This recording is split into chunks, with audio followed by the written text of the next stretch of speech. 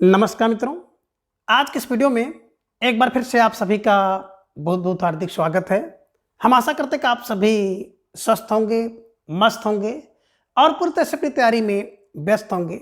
तो मित्रों, आज के इस वीडियो में हम हिंदी साहित्य इतिहास के अंतर्गत किस रकाब से संबंधित कुछ महत्वपूर्ण और संभावित प्रश्नों को व्याख्यात्मक तरीके से हल करेंगे और इसके साथ ही इन्हें ट्रिक की सहायता से याद करने का भी प्रयास करेंगे। तो हम आशा करते हैं कि वीडियो आप सबके लिए बहुत ही महत्वपूर्ण होने वाला है, इसलिए इस वीडियो को आप लोग अंत तक जरूर देखें।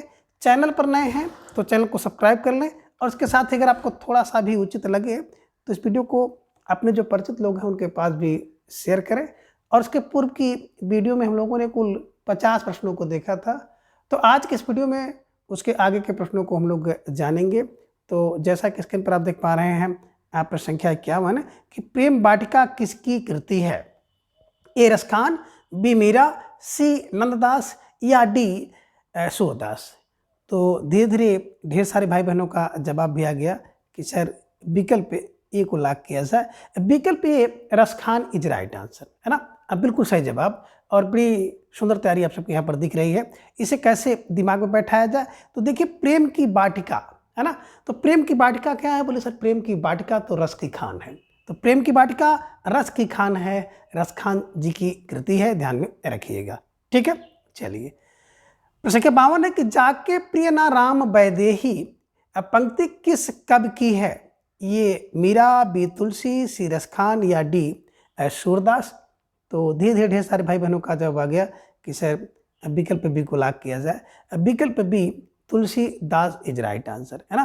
तुलसीदास जी ने मीराबाई के लिए पंक्ति लिखी थी कि जाके प्रिय ना राम वैदेही, जिसके प्रिय राम, है ना, वैदेही नहीं है उसको छोड़ दीजिए, है ना। तो ये ध्यान में आप रख लीजिएगा। प्रश्न संख्या 52 का विकल्प भी तुलसीदास इज राइट आंसर।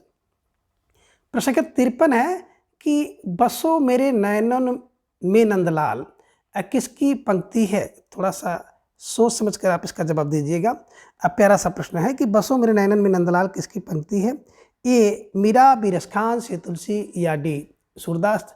तो ढेर सारे भाई बहनों का जवाब आ गया, सर विकल्प ए को लॉक किया जाए। अब विकल्प ए मीरा इज राइट आंसर, है ना। बसो मेरो नैनन में नंदलाल, मेरे नैन में बसो ऐसी कामना, मेरो मीरा, मेरो मीरा, ध्यान में रख लीजिएगा। मीराबाई की बड़ी प्रसिद्ध पंक्ति है ना। ठीक है। अब प्रश्न 54 है कि जैसे रामचरित गान करने वाले भक्त कवियों में गोस्वामी तुलसीदास जी का स्थान सर्वश्रेष्ठ है, उसी प्रकार किस लगे गान करने वाले भक्त कवियों में महात्मा सूरदास जी का वास्तव में ये हिंदी काव्य गान के सूर व चंद्र हैं। उपरोक्त पंक्ति किस लेखक की है? ए हजारी प्रसाद द्विवेदी, बी रामचंद्र शुक्ल, सी महावीर प्रसाद द्विवेदी या फिर विकल्प डी डॉक्टर नागेंद्र। जवाब आप सबको देना है। तो धीरे धीरे ढेर सारे भाई बहनों का जवाब आ गया, अक्सर विकल्प भी को लॉक किया जाए। आचार्य Ramchandra Shukla is right answer. Ramcharit का गान करने वाले रामचंद्र शुक्ल, थोड़ा सा ऐसे मिला लीजिएगा, है ना, कि भक्त कवियों में गोस्वामी तुलसीदास जी का स्थान सर्वश्रेष्ठ है, उसी प्रकार से किस चरित्र का गान करने वाले भक्त कवियों में महात्मा सूरदास जी का। तो वास्तव में ये दोनों हिंदी के काव्य गान के सूर व चंद्र हैं, है ना। सूर व चंद्र है, रामचंद्र शुक्ल ने कहा है, तो चंद्रचंद्र को मिला दीजिएगा, सूरचंद्र रामचंद्र। ठीक है, चलिए। अब प्रश्न संख्या 55 है कि ऊधो मोहि ब्रज बिसरत नाही किस ग्रंथ से उद्धृत है? ए भंवर गीत, बी भ्रमर गीत, सी साहित्य लहरी या विकल्प डी शूर सागर। तो प्रश्न संख्या 55 का जवाब आप सबको देना है और आप सबका जवाब भी आ गया, सर विकल्प बी को लॉक किया जाए। भ्रमर गीत से है और ये भ्रमर गीत जो है सूर सागर का एक प्रसंग है, उसी भ्रमर गीत से लिया गया है।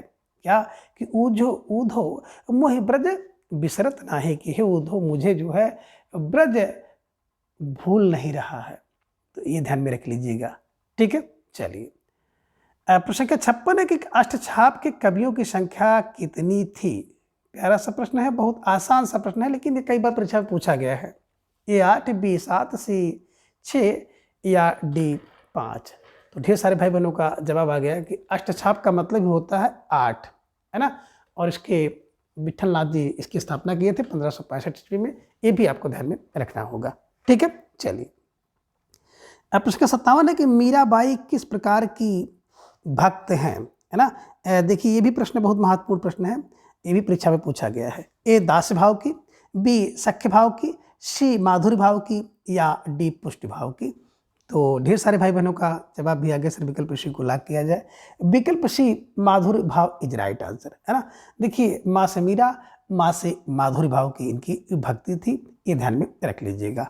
ठीक है, चलिए अब प्रश्न 58 है कि नंददास की किस रचना की वजह से उन्हें, यहाँ पर उसे दिया गया तो उन्हें जड़िया की उपाधि दी गई, है ना।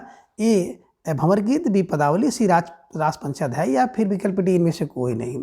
तो प्रश्न संख्या जो 58 है, 58 का जवाब भी आ गया कि सर विकल्प सी को लॉक किया जाए, रास पंचाध्याय इज राइट आंसर, है ना। इसी रास पंचाध्याय के कारण जो है नंददास को जड़िया कभी कहा जाता है। गड़िया और जड़िया आपने सुना होगा, नंददास जी को गड़िया और जड़िया कभी कहा जाता है, ध्यान में रख लीजिएगा। ठीक है, चलिए अब प्रश्न 59 है कि वल्लभाचार्य का दर्शन क्या कहलाता है। ये पुष्टि मार्ग, बी द्वैतवाद, सी शुद्धाद्वैतवाद, या डी अद्वैतवाद। तो प्रश्न संख्या 59 का जवाब भी आप सबने दे दिया कि सर विकल्प ए को लॉक किया जाए, है ना। पुष्टि, जब किसी व्यक्ति के अंदर बल हो जाता है तो बड़ा पुष्ट हो जाता है, तो पुष्टि बल से और बल से पुष्टि, ये ध्यान में रख लीजिएगा। ठीक है, चलिए अब प्रश्न संख्या 60 है कि नंददास का जीवन काल है। अब आपको जवाब देना है कि इनमें से कौन सा नंददास का जीवन काल सही है। ए 1525 1575, बी 1550 1605, सी 1533 से 1583, या फिर विकल्प डी 1560 से 1615। तो अब आपका जवाब भी बहुत तेजी के साथ आ गया। अभी आपने देखा भी था कि 1533 से 1583 नंददास का जीवन काल है। ठीक है, चलिए प्रश्न संख्या 61 है कि निम्नलिखित रचनाओं का काल क्रम निर्धारित कीजिए। इन्हीं की कौन सी रचना सबसे पहले, उसके बाद और उसी को क्रम में लगाना है। ए में आप देख रहे हैं बीजक, पद्मावत, विनय पत्रिका और मृगावती। बी में पद्मावत, बीजक है, मृगावती, विनय पत्रिका। सी में बीजक है, मृगावती, पद्मावत, विनय पत्रिका। और डी में विनय पत्रिका, मृगावती, बीजक और पद्मावत। तो इसके हिसाब से अगर आप देखेंगे तो एक रचना अगर आप पकड़ लेते हैं तो आपका लगभग काम हो जाता है। तो यहाँ पे देखिए बीजक को आप देख रहे हैं, बीजक ए में भी है और सी में है। तो बीजक कबीरदास जी की रचना है। बीजक के 3 भाग हैं, साखी, शबद और रामायणी। तो बीजक के बाद अब दूसरी रचना पद्मावत है कि मृगावती है ना। तो आप देखेंगे तो थोड़ा सा यहाँ पर मृगावती, हाँ देखिए मृगावती है 1501 में, कहीं कहीं मिलता है 3 में। तो मृगावती के बाद पद्मावत है 1540 में, फिर विनय पत्रिका है। तो जिन भाई बहनों का जवाब विकल्प सी था, बिल्कुल सही जवाब और बेहद सुंदर तैयारी आप सबकी दिख रही है। तो इस तरह से भी कुछ प्रश्न होते हैं जो आपकी परीक्षा में पूछ लिए जाते हैं। तो खास तौर से जो महत्वपूर्ण रचनाकार हैं और उनकी जो महत्वपूर्ण रचनाएं हैं उसका रचना काल आपको पता होना चाहिए। ठीक है, चलिए अब प्रश्न 62 है कि निम्नलिखित रचनाओं को उनके रचयिताओं से सुमेलित कीजिए।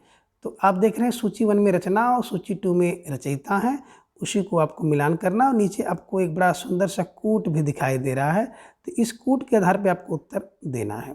ए में देख रहे हैं रहिरास सामने कबीर है, बीजक के सामने गुरु नानक, पद्मावत के सामने तुलसी और कवितावली के सामने जायसे हैं।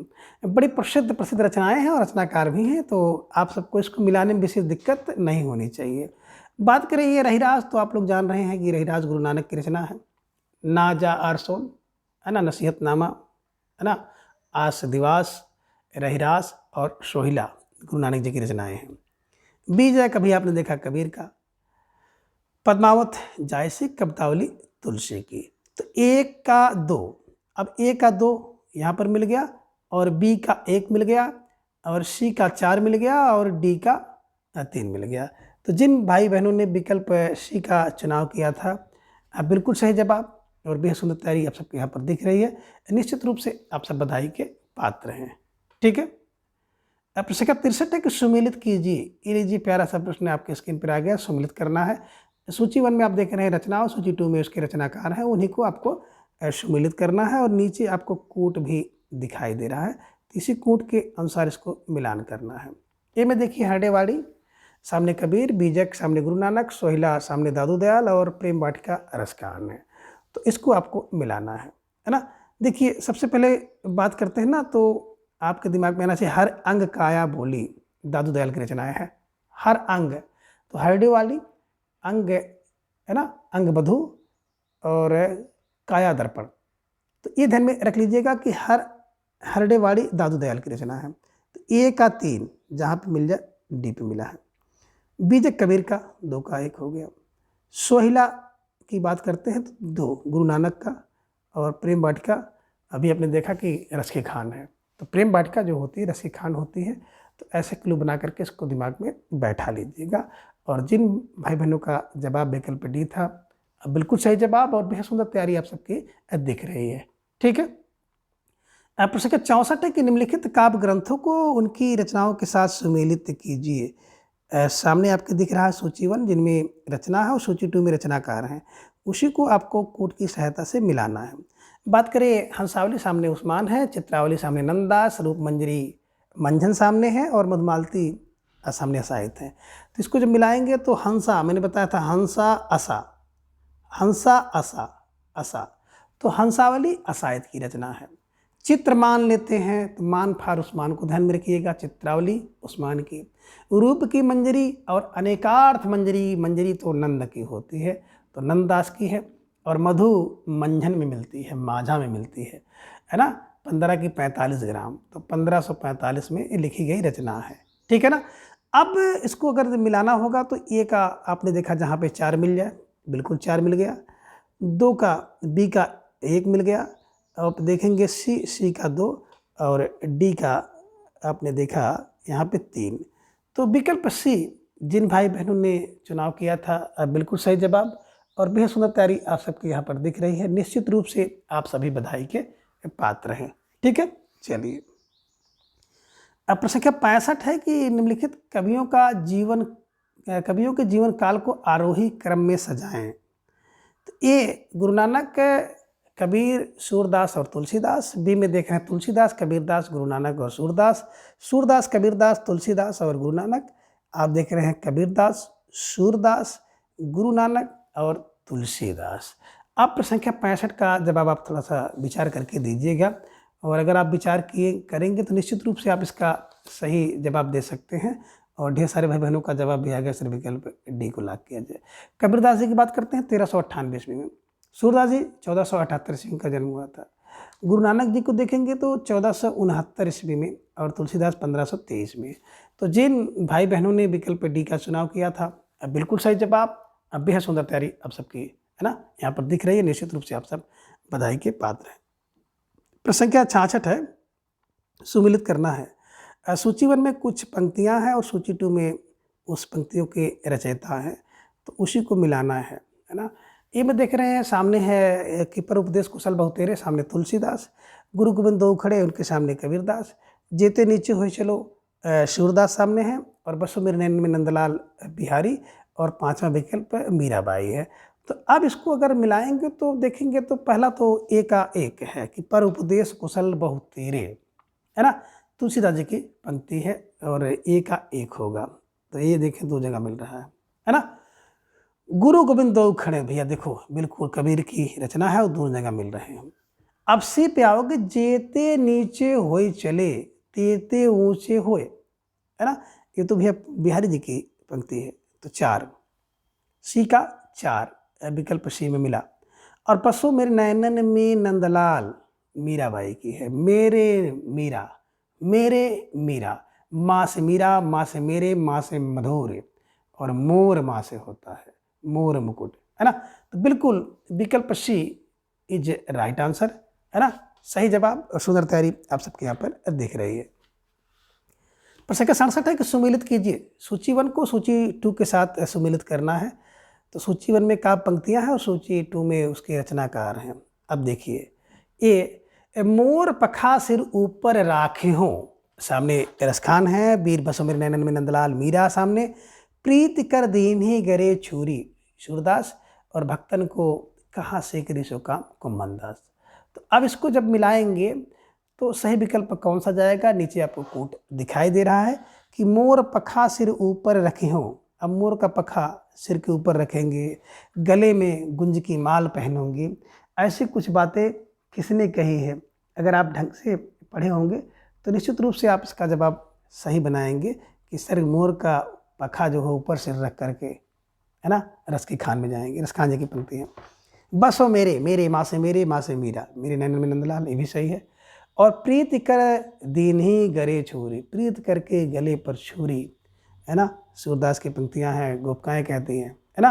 और भक्तन कुंभन, मैंने बताया था कि वहाँ देखो भक्तन और वहाँ देखो कुंभन, है ना। और मैंने एक चीज़ और बताया था, कुंदन के रस फीके लागो, जहाँ देखो कुंदन और कुंदन का रंग फीका लगता है कब, जब मत में राम होते हैं। तो मति राम जी की पंक्ति है, कुंदन को रंग फीको लागो, कुंदन का रंग भी फीका लगता है जब मत में राम हो। और भक्तन कुंभन ऐसे बैठा लीजिएगा। तो मित्रों, अगर आपको पंक्ति और उसके रचनाकार को जानना है तो मैंने पंक्ति और उसके जो कवि हैं उनको बहुत पहले ही यूट्यूब पे अपलोड कर दिया है, और जाके आप देख सकते हैं। फुल क्लास है और ट्रिक की सहायता से मेरे द्वारा याद कराया गया है। तो इसको अगर देखेंगे तो 1 2 3 4 इज राइट आंसर, 1 2 3 4 मतलब विकल्प ए इज राइट आंसर। ठीक है, चलिए ये ध्यान में आप रख लीजिएगा। आगे प्रश्न संख्या 68 है कि जा पर दीनानाथ ढरे, सोई कुलीन बड़ो सुंदर, सोई जा पर कृपा करे। उपरोक्त पंक्ति किस कवि की है? कि जा पर दीनानाथ ढरे, सो कुलीन बड़े सुंदर, सोई जा पर कृपा करे। ये तुलसीदास, बी सूरदास, सी नाभादास या डी परमानंददास। तो ढेर सारे भाई बहनों का जवाब आ गया कि जा पे कृपा दीननाथ करें, वो सूरदास हो जाता है। कि जा पर दीनानाथ ढरें, वो सूरदास हो जाता है, यानी कि सूरदास जी की पंक्ति है, ध्यान में रख लीजिएगा। ठीक है, चलिए अब प्रश्न संख्या 69 है कि सूरदास की मृत्यु पर निम्नलिखित पंक्ति किस कवि ने कही? कि पुष्ट मार्ग को जहाद जात है, सो जाको कुछ लेना हो सो ले, है ना। ये विठल दास, बी कुंभन दास, सी परमानंद दास या डी नंददास। तो प्रश्न संख्या 69 का जवाब भी आप सबने दे दिया, अक्सर विकल्प को लाग किया जाए, विठल दास इज राइट आंसर, है ना। सूरदास की जब मृत्यु हो जाती है तो उनकी मृत्यु पर दुखी होकर के विठल दास जी ने कहा था कि पुष्ट मार्ग को जहात जात है, जाको कुछ लेन हो सो ले ले। ये ध्यान में रख लीजिएगा। ठीक है, ये विठल दास हैं जिन्होंने अष्टछाप की स्थापना की थी 1565 ईस्वी में। अब प्रश्न संख्या 70 है कि युगल शतक किस भाषा में लिखा गया है? ये आपको ध्यान देना होगा। और युगल शतक की रचना भी आपने देखा था श्री भट्ट जी ने किया है, भट्ट से हुआ। तो युगल शतक कह रहे हैं किस भाषा में रचना है? ए ब्रजभाषा, बी अवधी, सी खड़ी बोली या डी कौरवी। तो ढेर सारे भाई बहनों का जवाब आ गया अक्सर, है ना, ब्रजभाषा। युगल शतक जो है ब्रजभाषा में लिखा गया है, ध्यान में आपको रखना होगा। ठीक है, चलिए प्रश्न क्या कहता है कि चंद्र 84 किसकी रचना है? ए गदाधर भट्ट, बी चंद्रगोपाल, सी राम राय या डी सूरदास मदन मोहन। जवाब दीजिए। और ढेर सारे भाई बहनों का जवाब भी आ गया कि चंद्र 84 चंद्रगोपाल। चंद्र 84 की रचना जो है चंद्रगोपाल ने की है। चा से चंद्र 84, चा से चंद्र गोपाल। ठीक है, प्रश्न का 72 है कि हित चरित्र किसकी रचना है? ए उत्तम दास की, बी चंद्रगोपाल, सी राम राय या डी सूरदास। तो ढेर सारे भाई बहनों का जवाब आ गया कि हित चरित्र जो होता है ना, हित चरित्र जो है, हित करने वाला चरित्र जो है सबसे उत्तम होता है। तो हित चरित्र उत्तम दास की रचना है कि हित करने वाला चरित्र उत्तम होता है। तो उत्तम फार उत्तम दास को ध्यान में रख लीजिएगा और इन्हें हमेशा के लिए कंठस्थ कर लीजिएगा। और मित्रों, जो भी प्रश्नावली चल रही है तो सामने आप नोट और पेन रख लें। कुछ रचनाएं ऐसी हैं जो कि आपके सामने से पहली बार गुजर रही होंगी, तो उनको नोट कर लिया करिए। ठीक है, चलिए प्रश्न 73 है कि मिश्र बंधु विनोद के अनुसार गणेश स्रोत की रचना किसने की? ए तानसेन, बी हरिदास, सी तुलसीदास, डी सूरदास। तो प्रश्न 73 का जवाब आप सबको देना है। वेरी वेरी मोस्ट इंपॉर्टेंट प्रश्न है कि मिश्र बंधु विनोद के अनुसार गणेश स्रोत की रचना किसने की? तो ए तानसेन, बी हरिदास, सी तुलसीदास या डी सूरदास। तो ढेर सारे भाई बहनों का जवाब आ गया अक्सर Tansen is right answer. Ganesh का जो स्रोत है ना तानसेन। ठीक है, चलिए प्रश्न का 74 है कि नगर शोभा किसकी रचना है? ए कबीर, बी सूरदास, सी रहीम या डी नंददास। तो ढेर सारे भाई बहनों का जवाब आ गया अक्षर विकल्प सी को लाख किया जाए, है ना। नगर की शोभा देख करके व्यक्ति को रहम आता है। नगर की शोभा देख करके व्यक्ति को क्या आता है, रहम आता है। तो रहम को रहीम से जोड़ दीजिएगा और बिल्कुल इसे ऐसे ही कंठस्थ कर लीजिएगा। ठीक है, चलिए अब प्रश्न संख्या 75 को सम्मिलित कीजिए। सूची 1 को सूची 2 के साथ सम्मिलित करना है। तो सूची 1 में आप देख रहे हैं रचना और सूची 2 में उसके रचनाकार है। नीचे आपको कूट भी दिखाई दे रहा है। ए में देख रहे हैं रसिक प्रिया, सामने केशवदास, नागर शोभा, सामने रहीमदास, नरसिंह जी का मायरा, मीरा और सिद्धांत के पद स्वामी हरिदास। एकदम बिल्कुल, है ना, लल्लन टॉप टाइप का प्रश्न था और इसको देखेंगे तो बिल्कुल एकदम सही सही मिला हुआ है। तो बिल्कुल पलक झपते आप सबका जवाब आ गया। सर विकल्प को लाख किया जाए तो विकल्प ये, है ना, बिल्कुल सही जवाब। बेहद सुंदर तैयारी। जिन भाई बहनों ने इसका चुनाव किया निश्चित रूप से आप सबकी पकड़ बहुत मजबूत है ना। तो रसिक प्रिया, केशव की प्रिया जो है रसिक प्रिया है। नगर की शोभा देख करके रहम होता है। नरसिंह जी का मायरा मीरा, मायरा मीरा है। और सिद्धांत के पद स्वामी हरिदास। ठीक है, चलिए प्रश्न संख्या 76 है कि जयति श्री राधिके सकल सुख साधिके पंक्ति किस कब की है। कि जयति श्री राधिके सकल सुख साधिके पंक्ति किसकी है। ए गदाधर भट्ट, बी चंद्र गोपाल, सी नंददास, डी मीराबाई। तो ढेर सारे भाई बहनों का जवाब आ गया कि विकल्प को लाख किया जाए। Gadadhar Bhatt is right answer, है ना। जयत श्री राधिके सकल सुख साधिके भट्ट से, है ना, भट्ट से कौन, गदाधर भट्ट। ठीक है, चलिए जयत करो श्री राधिके गदाधर के, है ना, गदाधर के भट्ट से। प्रश्न संख्या 77 है कि ध्रुवदास किस संप्रदाय के कवि हैं। ए राधा वल्लभ, बी चैतन्य महाप्रभु चैतन्य संप्रदाय, सी निम्बार्क संप्रदाय या डी वल्लभ संप्रदाय। तो प्रश्न संख्या 77 का जवाब भी आ गया कि ध्रुव होता है कौन, जो राधा का वल्लभ होता है ना, वो ध्रुव का दास है। तो राधा का वल्लभ ध्रुव का दास है। तो ध्रुवदास किस संप्रदाय से हैं, राधा वल्लभ संप्रदाय से हैं। ये ध्यान में आप रखिएगा। ठीक है, चलिए प्रश्न संख्या 78 है कि सूरदास जी ने श्री कृष्ण के किस रूप का चित्रण किया है। लोकरंजक, बी परम ब्रह्म, सी योगेश्वर, डी लोक रक्षक। तो ढेर सारे भाई बहनों का जवाब भी आ गया कि सूरदास जी ने जो है कृष्ण जी के लोक रंजन रूप का वर्णन किया है, लोक रंजक रूप का वर्णन किया है। ये ध्यान में रखिएगा, लोक रंजन कहिए या लोक रंजक। ठीक है, तो विकल्प ये इज राइट आंसर। प्रश्न संख्या 79 है कि साहित्य लहरी की विषय वस्तु क्या है। ए नायिका भेद, बी छंद शास्त्र, सी पर्याय कोश या डी, है ना, रस। अब जवाब आपको देना प्रश्न संख्या 79 का। तो ढेर सारे भाई बहनों का जवाब इस विकल्प को लाख किया जाए। विकल्प ये नायिका भेद इज राइट आंसर, है ना। और यही साहित्य लहरी सूरदास जी की रचना है जिसमें सूरदास जी ने दृष्टिकूट पद का वर्णन किया है। तो कभी कोई प्रश्न पूछ लिया जाता है कि निम्नलिखित में सूरदास की कौन सी रचना है जिसमें दृष्टिकूट पद का प्रयोग किया गया है, तो साहित्य की लहरी में है ना। और दृष्टिकूट पद में आपने देखा होगा ना कि हरि आहार चली जात, है ना, मास, मास माने महीना होता है, तो उसी मास को हरि का आहार कहा जाता है ना। हरि आहार चली जात, तो दृष्टिकूट पद ऐसे कुछ होता है, ध्यान में रख लीजिएगा। ठीक है, चलिए अब विष खाने की बात करते हैं। विष, ग्रह, नक्षत्र ये सब जोड़ करके अब इसको खाने का मन करता है, तो विष होता है और विष को विष कहते हैं। तो ये भी एक दृष्टिकूट पद का ही नमूना है। ठीक है, चलिए अब प्रश्न क्या है कि मीराबाई की भाषा की कोटि है, यानी कि मीराबाई की भाषा किस कोटि की है। ये राजस्थानी मिश्रित ब्रजभाषा, बी ब्रजभाषा, सी खड़ी बोली, डी राजस्थानी। तो ढेर सारे भाई बहनों का जवाब भी आ गया कि राजस्थानी मिश्रित ब्रजभाषा इज राइट आंसर। ठीक है, मीराबाई की जो भाषा थी राजस्थानी मिश्रित ब्रजभाषा थी, ध्यान में रख लीजिएगा। वेरी वेरी मोस्ट इंपॉर्टेंट प्रश्न है, छोटा सा प्रश्न है लेकिन परीक्षा में पूछा जाता है। ठीक है, चलिए अब प्रश्न क्या 81 गोसाई विट्ठल दास का जन्म कब हुआ। अब आपको जवाब देना है कि गोसाई विट्ठल दास का जन्म कब हुआ था। ए 1505, बी 1515, सी 1506 या डी 1615। तो ढेर सारे भाई बहनों का जवाब आ गया कि 1515 इज राइट आंसर, है ना। गोसाई विट्ठल दास का जन्म जो हुआ था वो 1515 ईस्वी में हुआ था, ध्यान में रखिएगा। ठीक है, चलिए अब प्रश्न क्या 82 है कि गोस्वामी तुलसीदास जी ने अपना रामचरितमानस सर्वप्रथम किसके सम्मुख सुनाया। ये सूरदास, बी नंददास, सी गोविंद स्वामी, डी रस खान। तो ढेर सारे भाई बहनों ने जवाब दे दिया, अक्सर विकल्प डी को लॉक किया जाए। विकल्प डी रस की खान इज राइट आंसर। अरे रामचरितमानस सबसे पहले तो क्या है, रस की खान है।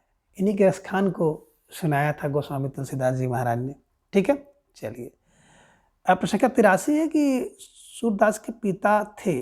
अब सूरदास जी के पिताजी का क्या नाम था, ये प्रश्न आपसे पूछा गया है और आपको जवाब इस विकल्प के हिसाब से देना है। ये कह रहे हैं कि सूरजमल था, बी हरिचंद शाह, सी प्रभुदयाल, या डी ईश्वर दास था। तो प्रश्न संख्या 83 का जवाब आप सबको देना है और ढेर सारे भाई बहनों का जवाब आ गया कि जो सूरदास जी के पिता थे, अब विकल्प बी हरिचंद थे। इधर में रखिएगा।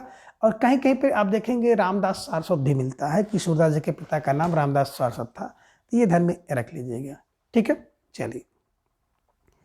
अब प्रश्न संख्या 84 है कि तैलंग ब्राह्मण थे। अब तैलंग ब्राह्मण कौन थे, विकल्प के हिसाब से आपको जवाब देना है कि निम्न में तैलंग ब्राह्मण कौन थे। ये कह रहे हैं कि चैतन्य महाप्रभु, बी निम्बार्काचार्य, सी स्वामी हरदास, या डी वल्लभाचार्य। तो ढेर सारे भाई बहनों का जवाब आ गया कि वल्लभाचार्य जी जो है ये तैलंग ब्राह्मण थे, है ना। जिसके पास बल होगा, वल्लभ होगा, वो तैलंग होगा। तो वैलभ तैरंग। ठीक है, चलिए। प्रश्न संख्या 85 कि निम्न में कौन सी रचना सबसे कम दोहों वाली है, यानी कि किस रचना में इनमें देखा जाए विकल्प के अनुसार सबसे कम दोहे हैं। एक है प्रेम वाटिका, बी संकलन सुजान, सी अष्टयाम, डी दान लीला। तो प्रश्न संख्या 85 का जवाब भी आ गया, अक्सर विकल्प डी को लॉक किया जाए। दान लीला मान लीला, है ना, नंदा जी की रचना है। तो इसमें सबसे कम दोहे हैं। ठीक है, चलिए। अब प्रश्न संख्या 86 कबहू क अम्ब अवसर पाई, मरिबो सुध धैबो कुछ करुण कथा चलाई। उपरोक्त पंक्ति किस पुस्तक से है। तो उपरोक्त पंक्ति किसकी है, तुलसीदास जी महाराज की है। किस जो है पुस्तक से है या किस ग्रंथ से है, ये विनय पत्रिका, बी साहित्य लहरी, सी सूरसागर, डी प्रेम वाटिका। तो बिल्कुल आप लोगों के लिए ऑप्शन जो है खुल गया है और ढेर सारे भाई बहनों ने दे दिया सर विकल्प ए को लॉक किया जाए। Vinay Patrika is right answer. ठीक है। प्रश्न संख्या 87 है कि सूरसागर किसी चली आती हुई गीत का परंपरा का, चाहे वह मौखिक ही रही हो, पूर्ण विकास सा प्रतीत होता है। उपरोक्त पंक्ति किस लेखक की है। कह रहे कि सूरसागर की रचना की गई है। ऐसा लगता है किसी चली आ रही जो गीत काव्य की परंपरा है उसी का हो, भले ही वो मौखिक रही हो, उसी का पूर्ण विकास किया गया है। तो आचार्य शुक्ल ने कहा, बी हजारी प्रसाद द्विवेदी ने, सी डॉक्टर नागेंद्र, या फिर महावीर प्रसाद द्विवेदी ने। तो किसने कहा है आपको जवाब देना है। तो थोड़ा सा सोच समझ कर जवाब इसको दीजिएगा। और धीरे धीरे ढेर सारे भाई बहनों का जवाब भी आ गया कि सर प्रश्न संख्या जो 87 है ना, विकल्प पे आचार्य रामचंद्र शुक्ल, है ना, शुक्ल जी ने कहा था। ठीक है। अब प्रश्न संख्या 88 है कि निर्गुण कौन देश को वासी पंक्ति किस कवि की है। ये सूरदास, बी नंददास, सी चतुर्भुजदास, या डी कुंभनदास। तो ढेर सारे भाई बहनों का जवाब आ गया कि निर्गुण कौन देश को वासी, विकल्प ये सूरदास इज राइट आंसर। ठीक है, चलिए। अब प्रश्न संख्या 89 है कि सूरदास के सिंगारी पदों की रचना बहुत कुछ विद्यापति की पद्धति पर हुई है। यह पंक्ति किस लेखक की है। यानी कि सूरदास के सिंगारी जो पद हैं इसकी रचना बहुत कुछ विद्यापति पद्धति पर हुई है। तो ये पंक्ति किसकी है। ए रामचंद्र शुक्ल का, बी गणपत चंद्रगुप्त का, सी हजारी प्रसाद द्विवेदी, या डी इनमें से कोई नहीं। तो प्रश्न संख्या 89 का जवाब आ गया, अक्सर विकल्प को लॉक किया जाए, Ramchandra Shukla is right answer. ठीक है, चलिए। प्रश्न संख्या 90 कि दान लीला किसकी कृति है। अब दान लीला किसकी कृति है। ये श्री भट्ट की, बी रसखान की, सी हित हरिवंश की, या विकल्प डी चतुर्भुज दास की। तो प्रश्न संख्या 90 का जवाब भी आ गया कि दान लीला जो है ना ये रसखान की रचना है, ध्यान में रख लीजिएगा। ठीक है, दान लीला रसखान जी की रचना ध्यान में रख लीजिएगा। शायद इसके पहले हमने नंददास कह दिया था तो उसको सुधार लीजिएगा, दान लीला रसखान जी की रचना है। ठीक है। अब प्रश्न संख्या 91 है कि श्याम सगाई किसकी रचना है। ए नंददास, बी कुंभनदास, सी छित स्वामी, या डी ध्रुवदास। तो श्याम की सगाई विकल्प ये आ गया कि नंददास, है ना। श्याम की जो सगाई होती है तो उसमें नंददास होते हैं। श्याम की सगाई में नंददास होती हैं। ठीक है, चलिए। अब प्रश्न संख्या 92 है कि मंत्र रहस्य किसने लिखा है? मंत्र का रहस्य किसने लिखा, यानी कि मंत्र रहस्य। ये वल्लभाचार्य, बी निम्बारकाचार्य, सी स्वामी हरिदास, या डी इनमें से कोई नहीं। तो ढेर सारे भाई बहनों का जवाब आ गया निम्बारकाचार्य इज राइट आंसर। अब विकल्प बी सही जवाब, सुंदर तैयारी, है ना। देखिए जो मंत्र का रहस्य होता है निम्बारकाचार्य। ठीक है, चलिए। अब प्रश्न संख्या 93, गाथा सतसई किसकी रचना है? ए हाल की, बी जयदेव की, सी विद्यापति, या डी तुलसीदास।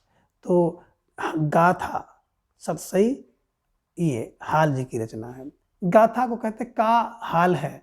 अब जैसे आप किसी से कहते हैं का हाल है तो व्यक्ति अपनी गाथा सत सत सुनाने लगता है कि भैया हाल का है, बहुत दिन से तैयारी कर रहे हैं और कोई वैकेंसी ही नहीं आ रही है, जो वैकेंसी आई भी उसका पेपर नहीं हो रहा है, पेपर हो गया तो मामला कोर्ट में चल रहा है। तो जैसे आप किसी का हाल पूछते हो अपनी गाथा सत सत सुनाने लगता है। तो हाल गाथा सतसई जो है हाल जी की रचना है, ध्यान में रखिएगा। ठीक है, चलिए। अब प्रश्न संख्या 94 है कि बेड़ी संहार नामक नाटक किसने लिखा? ए भट्टनारायण, बी हाल ने, सी विद्यापति, या डी इनमें से कोई नहीं। तो ढेर सारे भाई बहनों का जवाब आ गया कि बेड़ी का संहार भट्ट से करते हैं। कौन? नारायण जी करते हैं। बेड़ी जो बंधी हुई है, पैर में लगी हुई है, उस बेड़ी का संहार करते हैं कौन? भट्ट से नारायण। तो भट्ट नारायण को ध्यान में रख लीजिएगा। ठीक है। अब प्रश्न संख्या 95, उज्जवल नीलमणि किस की कृति है? ए जयदेव की, बी रूपनारायण गोस्वामी का, सी चित स्वामी, डी विद्यापति। तो ढेर सारे भाई बहनों का जवाब आ गया कि उज्जवल नीलमणि जैसा तुम्हारा रूप है। उज्जवल नीलमणि क्या रूप है ना, उज्जवल नीलमणि सा रूप, रूप फॉर रूपनारायण गोस्वामी को ध्यान में रख लीजिएगा। स्टार लगाकर फटाफट इसे अपने नोटबुक में दर्ज कर लीजिएगा। ठीक है, चलिए। प्रश्न संख्या 96 कि कृष्ण को लोक संरक्षक के रूप में माना गया है। अब लोक संरक्षक के रूप में माना गया किसमें? ये रामायण में, भी महाभारत में, से पुराणों में, या डी इनमें से किसी में नहीं। तो ढेर सारे भाई बहनों का जवाब आ गया कि महाभारत की बात करते हैं ना, तो महाभारत में श्री कृष्ण जी को लोक संरक्षक के रूप में माना गया है। और सूरदास जी के बारे में भी आपने देखा कि उन्होंने लोक रंजन के रूप में इनको प्रस्तुत किया है, इन्हीं के लोक के रंजक के रूप में। ठीक है, चलिए। प्रश्न संख्या 97 कि कौन सा संप्रदाय सखी संप्रदाय कहलाता है? ये हरिदास संप्रदाय, बी चैतन्य संप्रदाय, सी वल्लभ संप्रदाय, या डी राधा वल्लभ संप्रदाय। तो ढेर सारे भाई बहनों का जवाब आगे विकल्प को लाग किया जाए, है ना। हरि संप्रदाय स्वामी हरिदास द्वारा स्थापित किया गया है, इसी को सखी संप्रदाय कहते हैं। और इसी का एक नाम है टट्टी संप्रदाय, क्योंकि ये लोग टाटी आदि लगा करके रहते थे, इस कारण से इसे टट्टी संप्रदाय भी कहा जाता है। तो ये भी आप ध्यान में रख लीजिएगा। ठीक है, चलिए।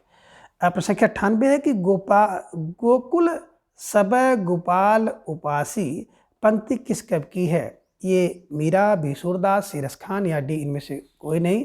तो ढेर सारे भाई बहनों का जवाब भी आ गया कि गोकुल सब गोपाल उपासी, है ना। तो सूरदास जी की पंक्ति है, अब वेरी वेरी मोस्ट इंपॉर्टेंट पंक्ति है, ध्यान में रख लीजिएगा। ठीक है। अब प्रश्न संख्या 99 है कि मीरा का जीवन काल है, यानी कि मीराबाई का जन्म काल का समय क्या है, यानी कि समय क्या है, आपको जवाब देना है। तो प्यारा सा प्रश्न है कि मीरा का जन्म काल है, ये कह रहे हैं कि 1504 से 1560, बी 1504 से 1563, सी 1500 से 1607, या डी 1501 से 1565। तो धीरे धीरे ढेर सारे भाई बहनों का जवाब आ गया कि सर विकल्प बी को लॉक किया जाए। 1504 से 1563 विकल्प बी इज राइट आंसर। जिन भाई बहनों ने विकल्प बी का चुनाव किया था, बिल्कुल सही जवाब और बेहद सुंदर तैयारी आप सबके यहाँ पर दिख रही है, निश्चित रूप से आप सभी बधाई के पात्र हैं। अब प्रश्न संख्या 100 है कि बिंद्रा बन जाकर मीरा की भेंट किस कवि से हुई थी, है ना। कि जब मीराबाई बिंद्रा बन गई थी तो वहाँ पर इनकी भेंट, ये मुलाकात किस कवि से हुई थी? ए वल्लभाचार्य, बी रूप गोस्वामी, सी नंददास, या डी सूरदास। तो अब आपको जवाब देना है और धीरे धीरे ढेर सारे भाई बहनों का जवाब आ गया है कि विकल्प बी को लॉक किया जाए। जीव गोस्वामी इज राइट आंसर, है ना। देखिए बिंद्रावन है ना, तो बिंद्रावन में जाएंगे तो बिंद्रावन में ढेर सारे जीव रहते हैं, तो जीव रहेंगे तो जीव गोस्वामी से इनकी मुलाकात होगी। तो ये क्लू बना लीजिएगा और इस क्लू की सहायता से याद करने का प्रयास करिएगा। और मित्रों मेरे द्वारा जो भी ट्रिक या क्लू इस्तेमाल किया जाता है उसका जो है प्रयोग किसी की भावना को ठेस पहुंचाने के लिए नहीं किया जाता है, बल्कि आपको आसानी से याद हो जाए इसके लिए इस्तेमाल किया जाता है। और काफ़ी लोगों को पसंद भी आ रहा है, इसके लिए सब कुछ संभव हो पा रहा है। किसी भी ट्रिक को, किसी भी क्लू को अन्यथा ना लें। तो बिल्कुल आपने देख लिया कि जो वृंदावन में जाकर मीराबाई जीव गोस्वामी से मिलती हैं, ध्यान में रखिएगा। तो मित्रों आज के इस वीडियो में बस इतना। अगली वीडियो में फिर हम किसी नए टॉपिक के साथ उपस्थित होंगे। तब तक के लिए आप सभी अपना बेहद ख्याल रखें, अपना अधिक से अधिक समय अपने अध्ययन पर लगाएं, अपना प्रेम स्नेह विश्वास इस तरह से चैनल पर बनाए रखें। धन्यवाद, नमस्कार, बाय बाय।